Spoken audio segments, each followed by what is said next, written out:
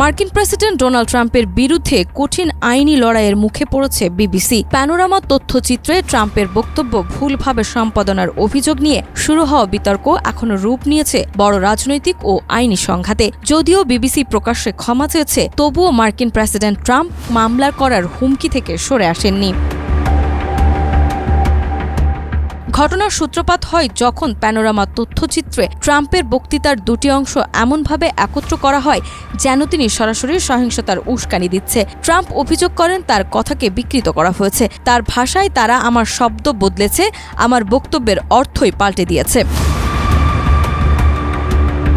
BBC বিষয়টিকে অসাবধানবশত ভুল বলে আখ্যা করলেও ট্রাম্প তা মানেননি। তিনি এখন বিশেষজ্ঞ আইনজীবীদের মাধ্যমে প্রস্তুতি নিচ্ছেন এবং বলেছেন তার মামলা হবে $1 থেকে $5 বিলিয়ন মধ্যে।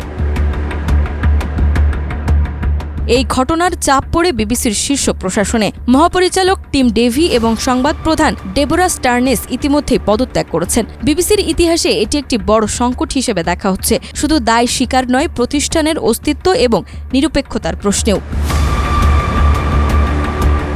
বিবিসি বলছে এই তথ্যচিত্র যুক্তরাষ্ট্রে প্রচারিত হয়নি, ফলে ট্রাম্প কোনো বাস্তব ক্ষতির মুখে পড়েনি।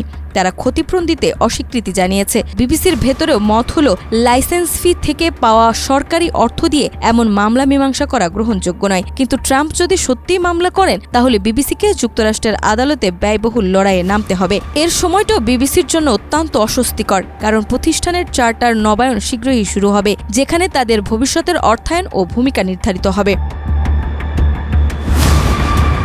রাজনৈতিক চাপও বাড়ছে বিবিসির উপর। এদিকে যুক্তরাষ্ট্রের সংস্কৃতি মন্ত্রী বিবিসির পক্ষে বক্তব্য দিয়ে বলেছেন বিবিসি এখনো মানুষের আস্থার জায়গা। অন্যদিকে ট্রাম্প এটিকে ভুয়া সংবাদ থেকেও খারাপ বলে আক্রমণ করে যাচ্ছেন। মূল প্রশ্ন এখন, বিবিসি কি আদালতে দাঁড়িয়ে লড়াই করবে, নাকি শেষ পর্যন্ত পর্দার আড়ালে কোনো সমঝোতার পথ খুঁজবে? যেটাই হোক না কেন, ট্রাম্প বনাম বিবিসি দ্বন্দ্ব এখন শুধু সম্পাদনার ভুল নয়, আন্তর্জাতিক মিডিয়ার স্বাধীনতা ও নিরপেক্ষতার পরীক্ষায় পরিণত হয়েছে।